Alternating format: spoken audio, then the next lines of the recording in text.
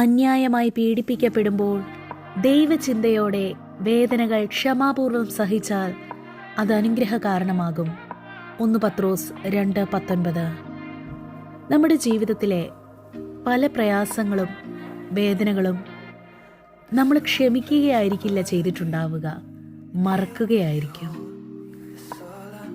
യേശുവിൻ്റെ ക്ഷമിക്കുന്ന സ്നേഹം ഒരു വ്യക്തിയിൽ നിറഞ്ഞാൽ മാത്രമേ നമ്മളെ വേദനിപ്പിച്ചവരോട് നമുക്ക് പൂർണ്ണമായി ക്ഷമിക്കുവാൻ സാധിക്കുകയുള്ളൂ. ഇന്ന് നമുക്ക് ചിന്തിക്കാം, യേശുവേ, കഴിഞ്ഞ കാലങ്ങളിൽ എന്നെ വേദനിപ്പിച്ചവരോട് ക്ഷമിക്കാത്ത എന്തെങ്കിലും മേഖല എൻ്റെ ജീവിതത്തിലുണ്ടെങ്കിൽ അവിടുത്തെ തിരുരക്തമൊഴുക്കി എൻ്റെ മനസ്സിനെ സുഖപ്പെടുത്തണമേ. ആ വ്യക്തിയോട് പരിപൂർണമായി ക്ഷമിക്കുവാനുള്ള കൃപ എനിക്ക് നൽകണമേ. അങ്ങനെ ഈ വചന വാഗ്ദാനം എന്നിൽ നിറവേറട്ടെ. ദൈവരാജ്യം വളരട്ടെ.